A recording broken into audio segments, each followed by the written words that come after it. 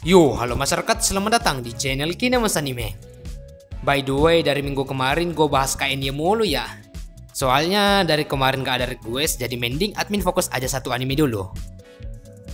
Oke, sekarang kita akan bahas salah satu karakter yang akan menjadi sorotan di last arc nanti, yaitu Zenitsu Agatsuma. Nah, karena demi menghemat kota kalian semua, ini dia beberapa spesifikasi tentang Zenitsu. Dan tanpa lama-lama lagi, ini dia 5 fakta menarik tentang Zenitsu Agatsuma. Di fakta menarik yang pertama, mudah frustasi dengan Tanjiro. Tanjiro ya, dari perkenalan di karakter saja, Zenitsu sudah punya dendam pribadi. Apalagi nanti pas sudah mulai masuk awal-awal last arc. Belum lagi Tanjiro suka sekali ngelindungi Nezuko, padahal Zenitsu ingin main sama Nezuko. Memang pada dasarnya Zenitsu tidak terlalu menyukai Tanjiro, dalam artian sesuatu hal yang sepele. Yang ku maksud sepele di sini, Tanjiro yang suka membawa-bawa Nezuko, ganggu mereka berdua, gagalin nikah Zenitsu, dan gagal membawa pelindung Zenitsu, meskipun di situ salah paham. Jika ditanya apa saja hal yang membuat Zenitsu mudah frustasi atau bisa juga membenci Tanjiro, salah satunya adalah setiap masalah Tanjiro yang tidak terlalu penting menurut Zenitsu, Tanjiro akan selalu membawa-bawa nama Zenitsu, padahal ia tidak ingin ikut campur dengan hal itu. Zenitsu juga bahkan selalu memberikan jalan keluar yang terbaik versi dia. Ya biasanya sih berujung lari dari masalah itu. Tapi Tanjiro dan Inosuke selalu membantah usulan Zenitsu itu. Bahkan usulan mereka berdua juga bukan usulan biasa, melainkan cari mati dengan gaya. Ya gimana ya? Majunya bukan pakai rencana, tapi majunya pakai gas-gas air tanpa ragu. Padahal belum tentu bisa lawan Oni itu loh. Iya sih, gua paham kalau MC nggak mungkin mati. Tapi kan kalau dipikir logis, melawan monster yang hampir 10 kali lipat kemampuan manusia biasa dilawan tanpa persiapan, ya jelaslah cari mati dengan gaya. Dan yang terakhir sekaligus yang paling diketahui, yaitu gagal membawa lari Nezuko. Sorry, maksudnya Tanjiro lebih hebat daripada dia. Jelas sih, mau sekuat apapun latihan karakter sampingan pasti akan kalah sama karakter utama dari series anime manga itu. Dan hal itu juga berlaku di series anime manga ini. Jika dilihat dari kemampuan dasar sampai seluruh stats, jelas yang menang adalah Tanjiro. Belum lagi, segala pencapaian dan hadiah yang diberikan ke Tanjiro jelas membuat Zenitsu makin membenci dengan segala hal yang ada di Tanjiro.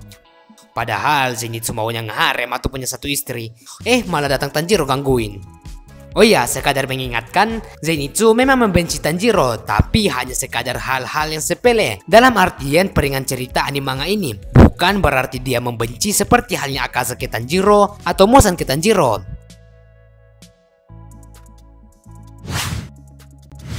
Di fakta menarik yang kedua, seberapa cepat Zenitsu?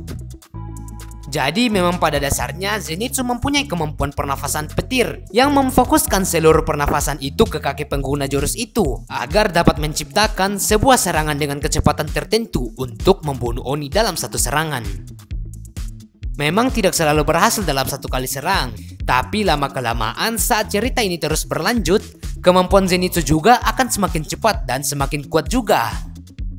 Jika dibahas seberapa cepat Zenitsu, saya kurang tahu pasti akan hal ini. Tapi setidaknya admin bisa berteori juga di sini. Kita mulai dulu dari kecepatan biasa dengan saat mulai masuk kecepatan pernafasan petir. Jika kecepatan manusia biasa itu mencapai 5 km per jam, maka kecepatan seseorang jika menggunakan pernafasan petir bisa sampai 30 km per jam. Dari mana gue dapat teori itu ada di chapter berapaan tapi gue lupa. Yang jelas Tanjiro menggunakan pernafasan petir untuk mengejar Hatengu. Jika sudah mulai masuk ke kecepatan jurus pernafasan, maka kecepatan Zenitsu dapat berkali-kali lipat. Admin gak tahu jurus berapa saja yang dikuasai Zenitsu, tapi yang jelas Zenitsu bisa menggunakan pernafasan 1 dan 7. Di jurus pernafasan 1 petir, Zenitsu dapat membunuh Oni dalam sekejap dan bahkan Oni itu tidak sempat berhalusinasi, bahkan setelah kepalanya putus dan malah langsung kebakar akibat serangan Zenitsu. Dan jika menurut admin pribadi, kecepatan Zenitsu dalam pernafasan pertama dapat mencapai 250 km per jam sampai dengan 300 km per jam. Tapi itu belum termasuk 6 kali lipat dan 8 kali lipat. Tapi pernafasan ke-7 milik Zenitsu itu beda cerita. Kecepatannya itu bisa mencapai 1/20 kecepatan cahaya, atau dalam satuan kilometernya itu kira-kira begini.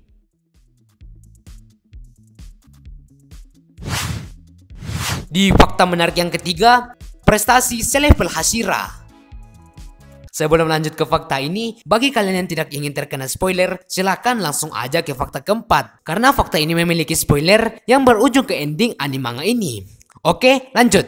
Pada dasarnya, Hashira atau pilar adalah sebutan untuk seseorang yang mempunyai kemampuan di atas rata-rata dan juga mempunyai prestasi yang lebih baik daripada pemburu iblis biasanya.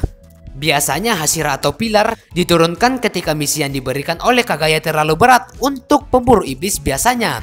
Atau iblis yang mereka lawan adalah salah satu iblis bulan, mulai dari iblis bulan bawah sampai iblis bulan atas.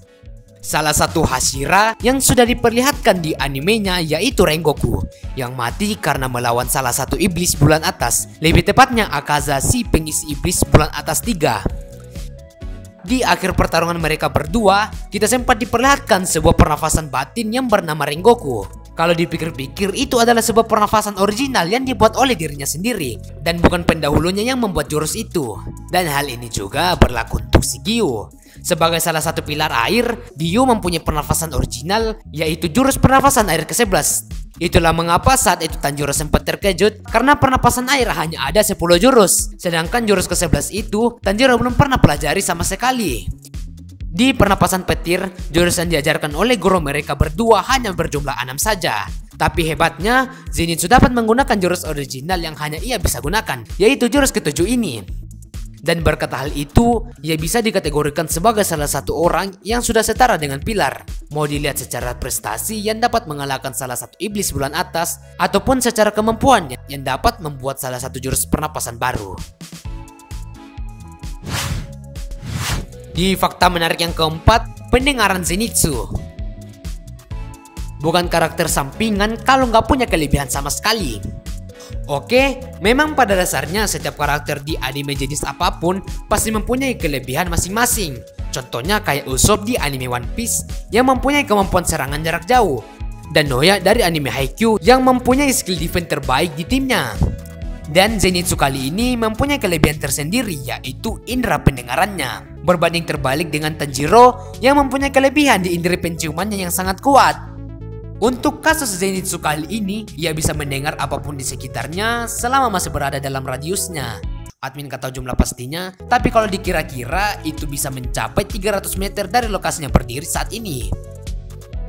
Ia juga bahkan dapat mendengar suara apapun saat ia tertidur. Bahkan kalau kalian teliti di scan ini, bisa diketahui kalau pendengaran Zenitsu itu sangatlah tajam.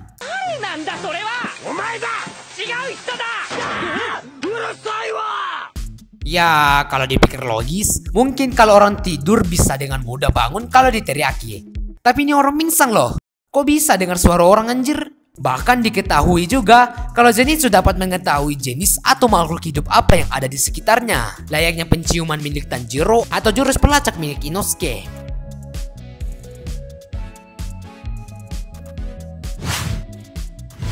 Di fakta menarik yang kelima, pelecehan kepada cewek. Dari tadi serius mulu coy. Tenang, sekarang waktunya bahas hal-hal sepele tentang Zenitsu.